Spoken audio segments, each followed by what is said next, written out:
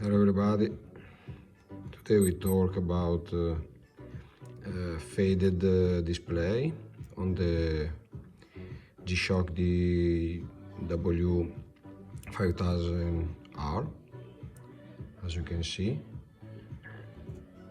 So nothing changed. Also if we add a polarized filter, nothing changed. See, okay, like this. Different angle, better view, right? Straight view, faded. But I discovered also on this one, so it's a baby G, but okay, with new batteries, but is also is the same. You see, suffer of the same faded display.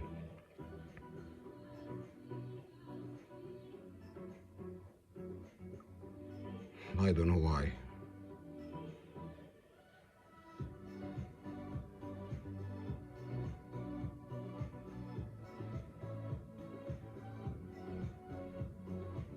Thanks for watching.